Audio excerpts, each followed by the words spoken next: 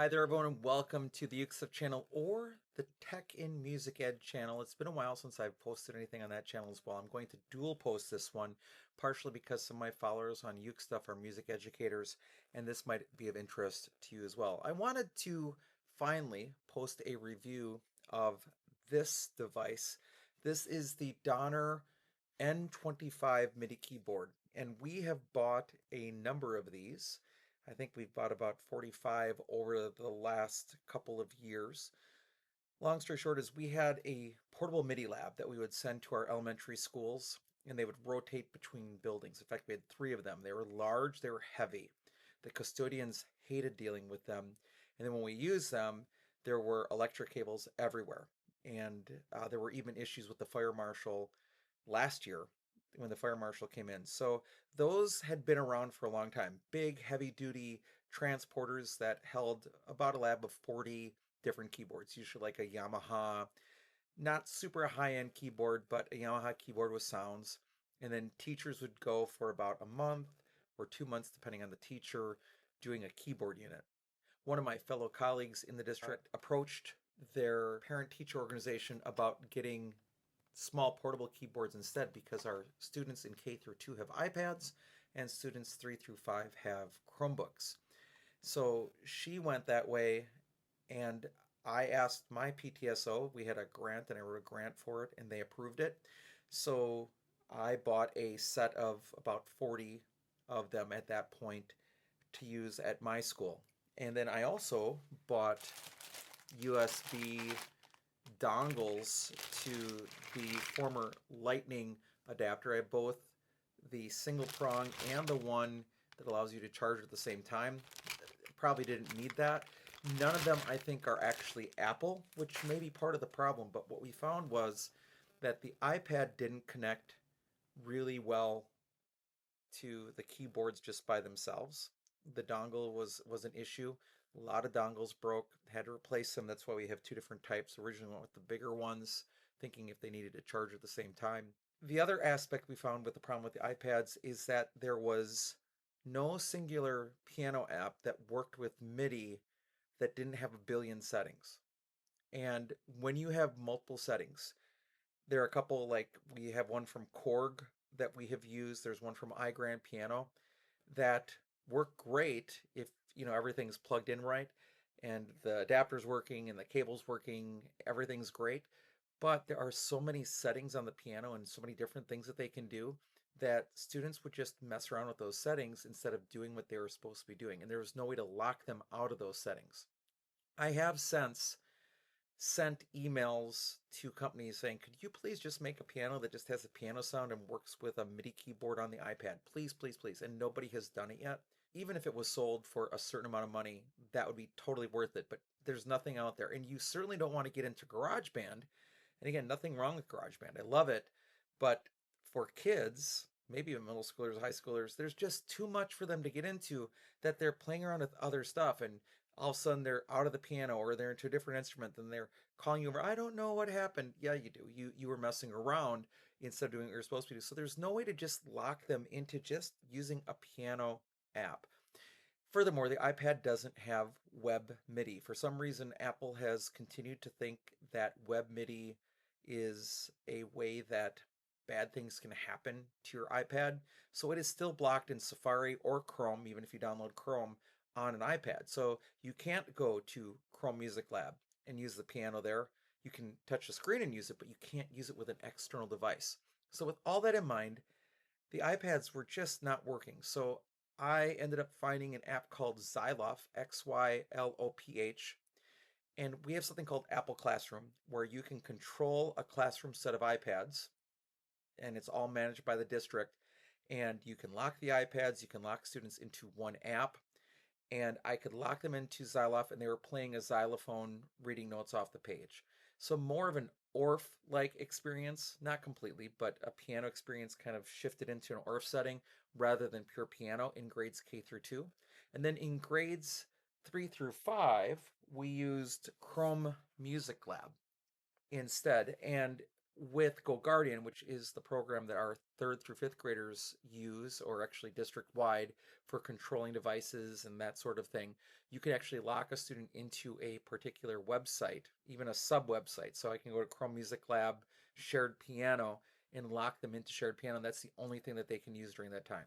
Now, can I make sure that they're playing what they're supposed to be playing on the page at a certain time? No, I can't control that specifically, but I can at least make sure that the guardrails are up, that they're in the right app. Just like on iPad, I can guardrail you into this particular piano app, but I can't stop you from doing settings. The only setting you can do in Chrome Music Lab Piano is you can get into a drum set and things, but even then, those, you aren't changing the setting where you're changing volume and echo and all sort. It's straightforward. So that's kind of what we've been doing. K through 2 has been using this app called Xylof, and then 3rd through 5th has been using Chrome Music Lab. So how do they work? Generally, pretty good. They work flawlessly with the Chromebooks. So you just plug in one side and go to the Chromebooks, and it's good.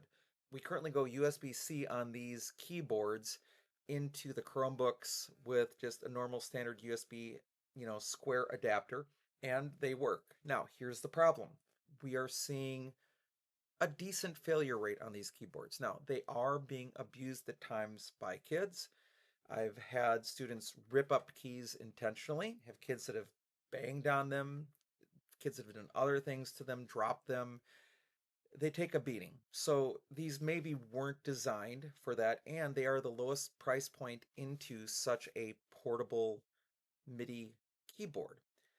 That said, you still would hope that they would last in an environment a little better than they have. So I know for sure we've got 1, 2, 3, 4, 5, 6 here that are non-functioning in different states. And then I know that I've had to get rid of 3 more.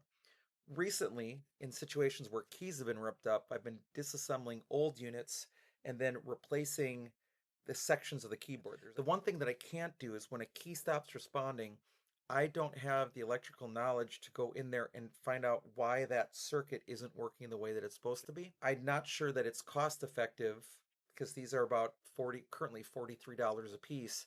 I'm not sure it's cost effective to ship them to an electrician to fix them. I've reached out to Donner, and they said, well, the warranty's out from when you ordered them, so we can't help you. That was their response. And I'm like, I've got 40 of these. And their response is, well, we take it to an electrician. So not very helpful in that regard. And I was even asking, like, is there anything I should be looking for that you guys have seen?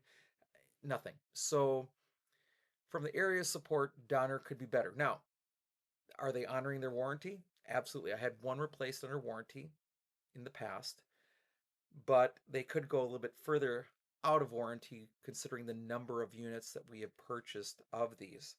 So I think for our next batch of keyboards, I might go up in price a little bit and try a couple other different brands to see if they hold out better than the Donner. So by saving a few dollars, maybe I've shortened the lifespan of them. So we currently should have a set of really 35 working keyboards. Currently, as of today, I have 27. So, and I desperately need 32. So before next year when we do our piano lab, I have to come up with 5 more of these, which again translates to just over $200. And of course, music budgets are not great anywhere. So other than that, they work great. I wouldn't need the program pedals. I wouldn't need the joystick. And then what's weird is they put a little rubber cap on the joystick. And of course, kids rip that off too. So I preempt them on that. I just take off the rubber cap. I've got them saved somewhere else. And then they can shift octaves. They can transpose. Kids get in trouble. They're like, mine isn't right. And so, by the way, the simple answer to that for reset is unplug it from your Chromebook, plug it back in. And then next year, we're going to see how it works with the iPad. So I've got on my MacBook here, this is not a Chromebook, but it works basically the same. I'm running a USB-C to USB-C connection here, and that's something that we're going to need to do next year, and I'll talk about that in a minute. But basically, and this is one that may not be totally functioning, which is fine because then I can show you that. The lights light up so I know that it's getting power. And from there on, I've got nothing. But the last note works, which is interesting.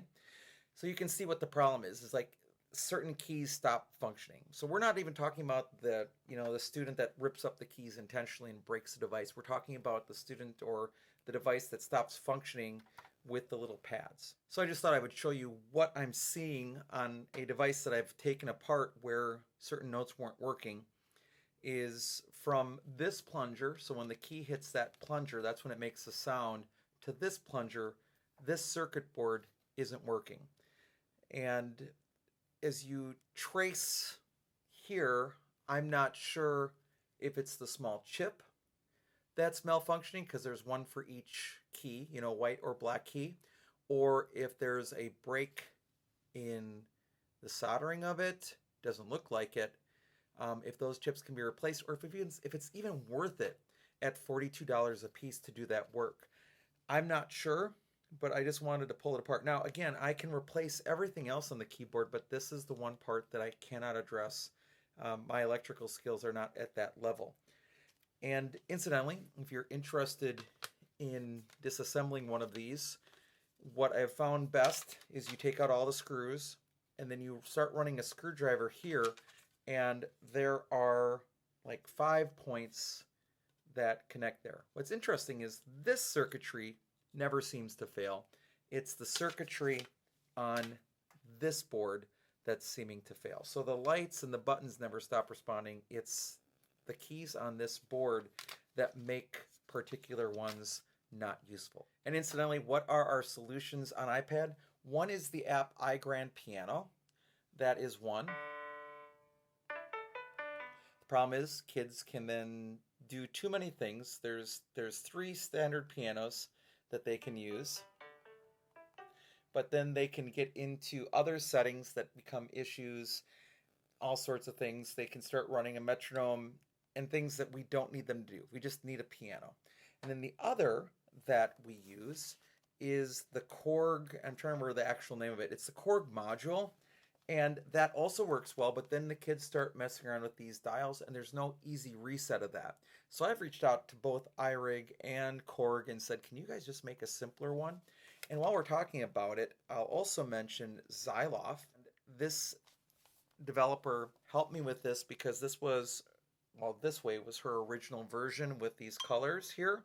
And I actually helped her get some sounds for this, but she was able to allow it to have boom whacker colors, which is what I use. I figure if you're learning with colors, the one exception is ukulele strings, because unfortunately the kids' strings don't match these colors, so I have to deal with what they've got. But everything else I try to do boom whacker colors, so we have a common consistency across the curriculum. So ultimately you can change whether you're in sort of the international solfege. Remember, it's C internationally rather than T. And you can have the color scheme of the dark green or the light blue, which is another standard that some places use. The method I've used for the most part that I've made videos of for my students to play with, so I created backing tracks so they can practice with it and play it, and it sounds more entertaining than just playing it, is a method called the Music Kids color method. I'm not saying it's a great method. I'm not saying the songs are that exciting by any means, but it was a way for students to play with color. And I did have to modify from a blue actually, and those I had to go through and change all the colors for my own videos that I made of it, so that my students could play along with matching boom whacker colors. Also, then we can use the songs if we need to for boom whacker, for ocarina, whatever we want to do when we're using a colored scheme system. But unfortunately, that Music Kids color method is not currently available on the Teachers Pay Teacher store where I originally bought it. It's just taken off of there. And I believe that developers or the creators of that product said they were either coming out with a new version of it or that they had moved to a different version, a CAT method or something like that. Nonetheless, that's kind of how I approach piano, and that's how we're using these Donner N-25s. Now, what keyboards would I use in their place if I didn't get the Donners? The goal here, I need USB-C to USB-C, so I do not think I can use Akai or Akai or whatever it is boards. I know they're good. I've had one for many years. Not going to use the Donner. It's $42.99 currently. So I'm forced into something else. So I have been considering the Nectar. I believe that is a USB-C. I would have to check. It might be a mini USB. Don't want to do that. And then there's a couple of these that also have Bluetooth.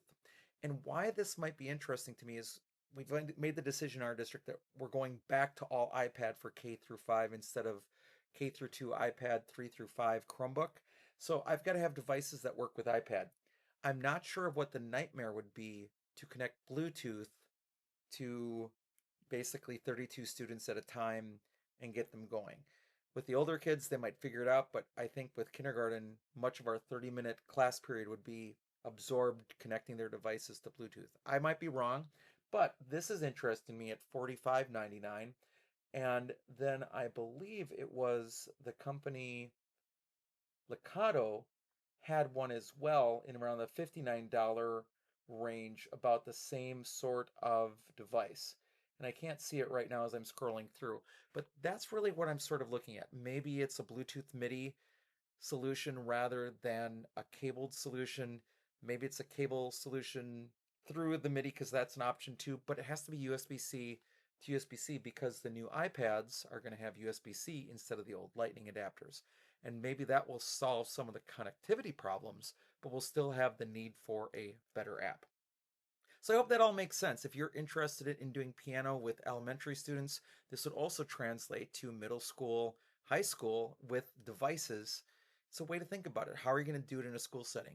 And we definitely needed a way to be able to do it without the big pianos and without all the power cords, because that was causing issues, safety issues and otherwise, which we don't want to cause and want to avoid. These little keyboards allow us to do that, but the Donner N-25s have just been really too fragile to recommend. Again, they weren't necessarily designed for that case use, but are any of these? The answer is no. So maybe trying a different brand will be more sort of rugged, maybe not. We're going to find out with time. And if anybody has any suggestions on how to affordably go about fixing keyboards, that'd be great. Now, there are a couple where like one key is not working. So in a pinch, I can use those. But again, you'd like a fully functioning device for a student to have the same experience as every other student in the class. I hope if you've watched all the way to this point, this video has been helpful to you. I'll get back to my normal sort of ukulele content on the UkeStuff channel. And of course, this is a rare post on the Tech in Music Ed channel. Thanks so much for watching the video. I hope you're having a great day, and I'll be back soon with some more Uke stuff for you.